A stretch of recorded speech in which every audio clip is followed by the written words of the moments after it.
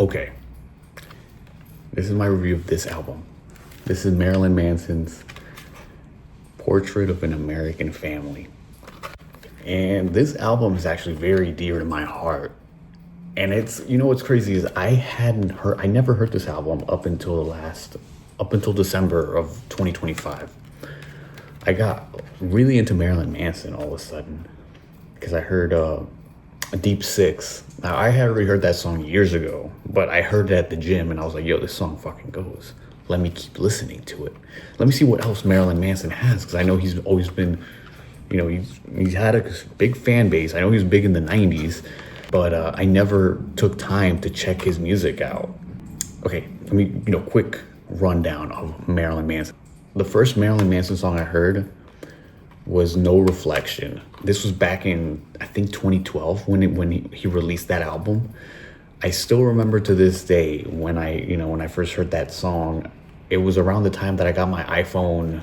I believe it was the iPhone 4 or 4S. I think I got an iPhone 4S at the time. I think my mom bought me one at the AT&T store, and I remember I was so excited. This was my first official phone for myself, and I think it was Rhapsody, or it was one of those streaming apps. This was before Spotify. This was around the time that if you know, and if you were on streaming platforms, what I would do, and I think a lot of people did this, maybe it wasn't as normalized, where you would download a streaming platform, make a fake profile or make a fake email to get unlimited trials. I probably did that every single week for my sophomore year of high school. But I was basically doing that. when I first got my iPhone, I remember No Reflection by Marilyn Manson had come out. And I first heard it and I was like, yo, this song goes, no reflection, I don't, whatever. And I heard it, but it didn't strike me enough to listen to Marilyn Manson more. It just, I don't know. I guess I thought the dude was crazy just because of what I heard about him. But I still fucked with that song. I heard it, and I remember I listened to it a lot of times. It was one of the first songs I listened to on my new phone. Around that time, I was listening to Escape the Fate, Avenged Sevenfold. I'm trying to think of what other artists I was listening to at the time. This was like Skylit Drive. I don't know how many of you guys know Skylit Drive. The Word Alive. Anyways, I was listening to Marilyn Manson, and I didn't think much of him. I was like, okay, I really fuck with this song. I didn't listen to any other songs on the album. It didn't strike me to go check out his other music. But over the last year, December, I was at the gym, and sometimes when I'm at the gym, I just feel like playing all my stuff on shuffle. And I already had like that song by Marilyn Manson, No Reflection, and I had the John Wick song, Killing Strangers, and Deep Six. Those were the only songs I knew from Marilyn Manson. Deep Six, I only know that song because it was on a WWE video game from like years ago, from like 2016. It was on the main menu, and I was like, yo, this song goes. And I Shazammed it, and it was Marilyn Manson. Still, to that point, it didn't hit me to check out more Marilyn Manson. But when I was at the gym, I was like, okay, you know what? I know like 3 songs by this guy. Actually, I knew 4 because everybody knows the Nobodies, that song, which I think it was on John Wick 2, or it was in a movie or something, or I had heard it before, but I didn't know that was Marilyn Manson. And I never checked out his music, also because, let me tell you another funny story about high school. When I was in 11th grade, I had a girlfriend, and she was a big Marilyn Manson fan. She gave me a lap dance to Marilyn Manson. Marilyn Manson was playing, but I wasn't listening to Marilyn Manson. At the time, I was one of those scene kids, Hot Topic kids or whatever. I wasn't actively like really into screamo. If anything, during my junior year, which I don't know if she was a sophomore, but I was a junior, I was actually listening to a lot of the Beatles. It was really weird. It was like 9th and 10th grade, I was really into screamo, Escape the Fate, Avenged Sevenfold. And then during my junior year, I got really into the Beatles. And then weirdly enough, in my senior year, I got really into hip hop and rap. So it was really weird. High school music arc. But anyways, back to Manson. So she was really into Manson. And when she was giving me this lap dance, like I remember she was listening to Antichrist Superstar. Not the song, but it was like the album. I don't know what song she was listening to at the time. Maybe a Marilyn Manson fan can tell me which one of those songs you'd give a lap dance to. or I know some of his songs you can definitely fuck to. I write songs and fight and fuck too. That's neither here nor there, but I remember it was playing on her Spotify. It was an Antichrist Superstar song was playing.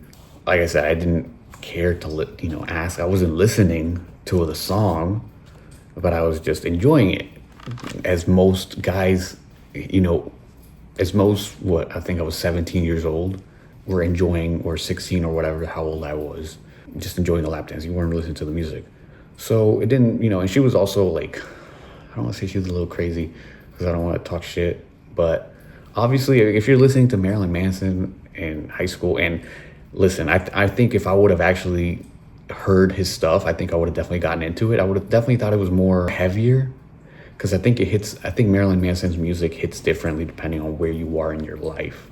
When had I heard Marilyn Manson, has she actually shown me, and I never actually took the time to really listen to, like, hey, why are you into this guy? Like, what are some good songs?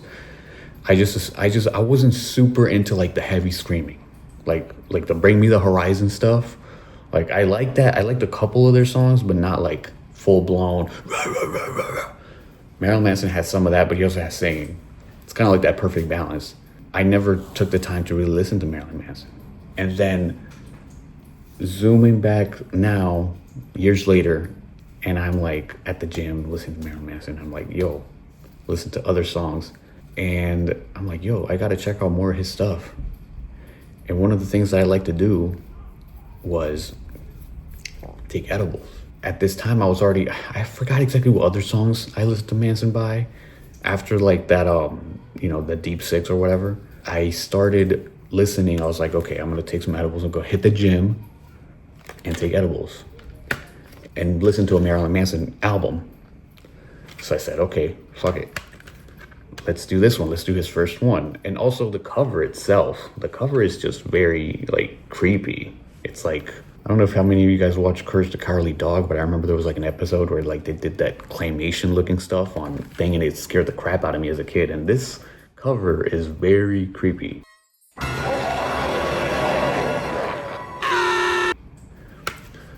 Scared the crap out of my 13-year-old sister, or not really scared the crap, but she can tell that it's very creepy, and it is a very creepy album cover. You don't get anything like this these days. So I start listening to it, and immediately the first song, the prelude song, it's Marilyn Manson, like, covering or doing his own version of the Willy Wonka boat ride scene in Willy Wonka or Charlie and the Chocolate Factory. I don't know which one is the first one. I think it's Willy Wonka and the Chocolate Factory, the one with Gene Wilder, the OG one. One of my favorite movies as a kid. Actually, the fact that Marilyn Manson is actually a huge fan of Willy Wonka, and I think it's a part of another reason why I got super into Manson. So it just sounds creepy, and it's a great intro to an album where you don't know where the hell you're going. It's such a great intro because this is his first album. Obviously, they had, like, demo tapes or whatever, or tapes that were circulating around that landed them, a record deal to, record this album.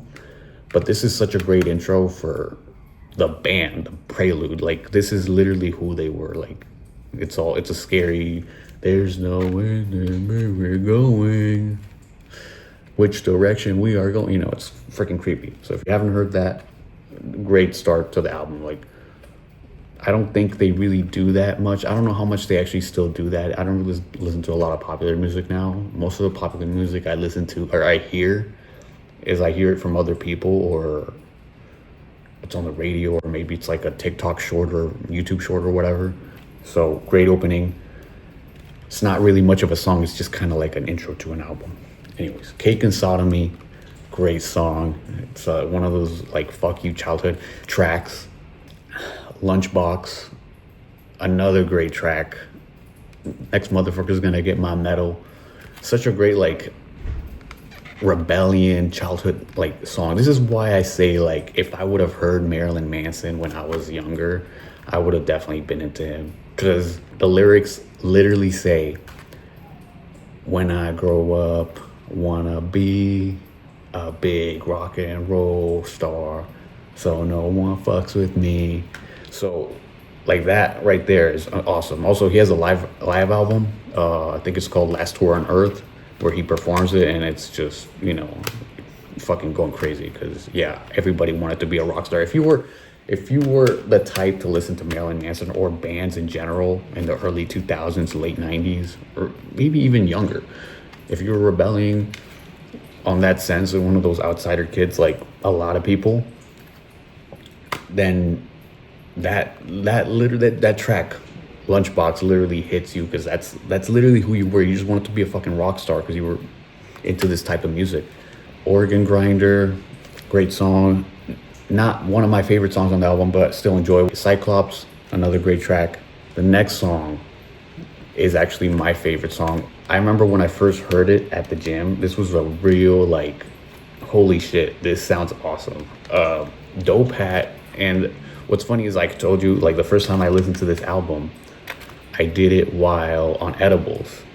And we're like, this is the sixth song on the album, give or take 20 to 25 minutes into the album.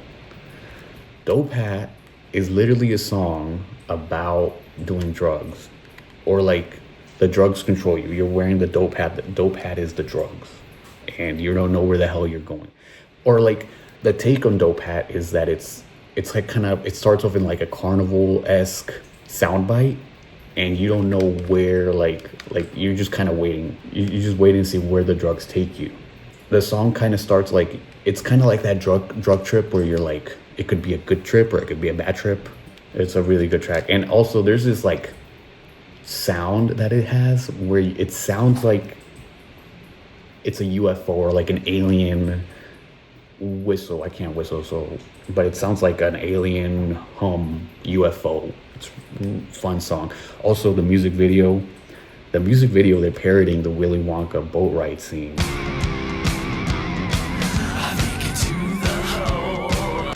Which is freaking awesome, because love Willy Wonka.